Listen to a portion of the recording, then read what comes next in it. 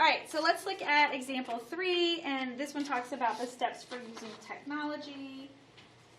We will, let's do it first without using, using our calculator, but not using our calculator. So the heights of male students at Olympia High School are approximately normally distributed with a mean of 70.5 inches, standard deviation of 2.6. Suppose you randomly select a male student. Find the probability that the male is less than 67 inches tall. I need my z-score for 67. So 67 minus 70.5 divided by 2.6.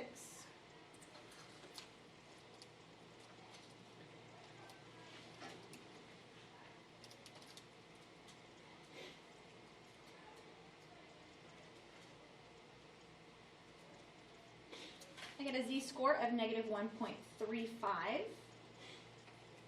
I'm looking for the probability that he is less than 67, so it is going to be shaded left,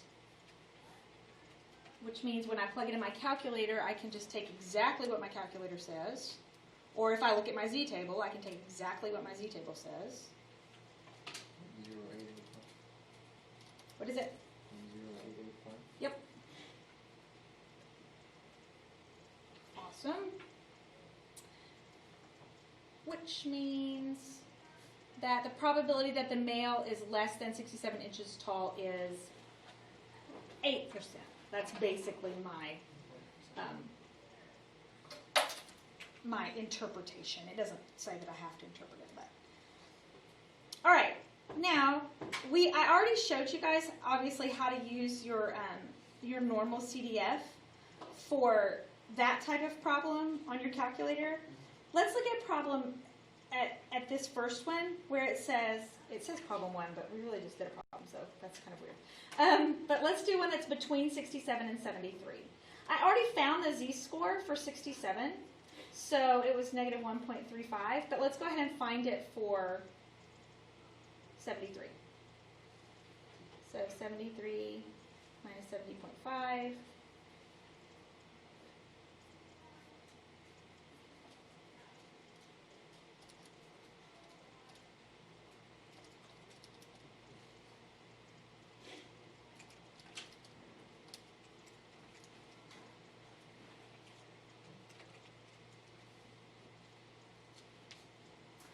All right, now remember your z-scores are essentially standard deviations, so you can go ahead and mark on your curve where this needs to be shaded. It's going to be shaded between negative 1.35 and 0.96.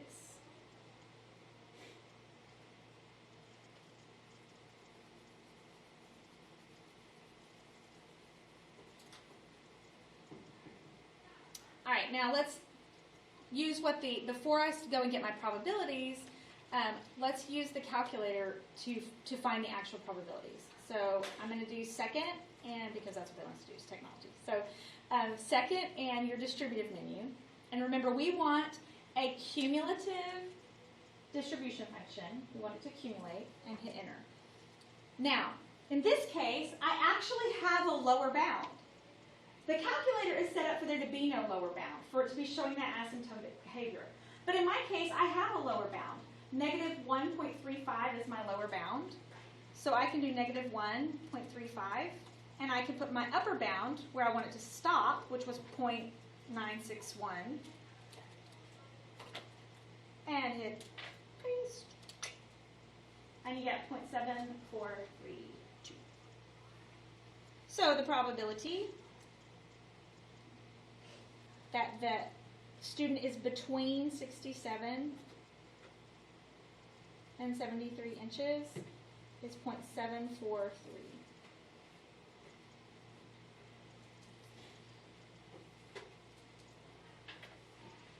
Now, I will show you this also. If I do my distributive menu, just because I don't want y'all thinking I'm keeping secrets from you, I'm not. I could actually put in my lower bound of 67 and my upper bound of 73, as long as you change your mean and your standard deviation. So what was my mean? 70 point, and my standard deviation is 0.6. I like that. And it'll calculate it that way too. Now, let me tell you the one reason why I wouldn't necessarily always do that. Because if you have to shade, it's easier to tell where your shading lines are supposed to be with your standard deviation. So you might as well find your z-score. You know what I'm saying? Because you got to put your lines anyway and shade and show where you're shading. So you might as well find your z-scores, and if you find your z-scores, then you can just type your z-scores in there. But it gives you the same answer either way. So you're welcome to do it whichever way you want. And you can figure your shading out as well, because I could have gone through here, and I could have marked this as 70.5, and that would mean that I could add 2.6, and that would make this next one 73.1. And so I could still figure out where my lines are that way. It's just a little bit more complicated, I think, personally, but whatever. All right, this time we're going more than 74 inches. So go ahead and do more than 74. Go ahead and calculate your z-score and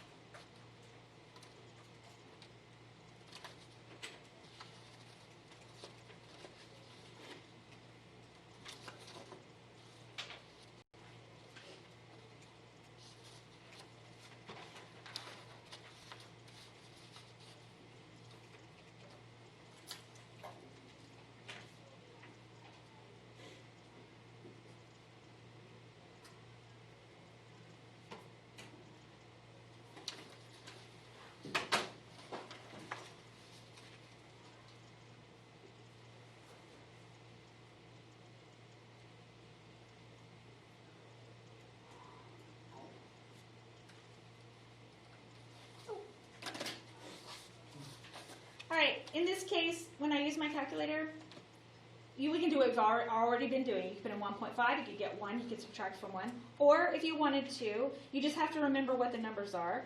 I could change my 1.35 to be my lower bound.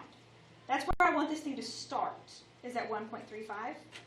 And then I need my upper bound to be infinity. And the way your calculator does that is 1e. That big capital E is above the comma. So hit second and comma, it'll put that E there. 99. And then I need to change my mean back to 0 and my standard deviation back to 1. So the probability that x is greater than 74. I don't know why I put my, it's 0.0885. You are welcome to do it whatever way is most comfortable to you. Some of us don't like to mess with our calculator too much because then you got to get it back the way it was. So if you want to stick with the z-table and do it the z-table way, some people much prefer it that way. It's whatever works for you is fine with me. All right, if you want, there are some on the back. These are super, super simple just for you to practice. And if you want to practice them for a second and then we give you answers, I'd be happy to do that. Whatever you want to do. That is obviously not for a grade. You will do an assignment like this for a grade tomorrow, but it's just as easy as the one you did yesterday. It's just like this, so it should be easy, and then you'll have all the rest of the time to work on your project if you want. I think I messed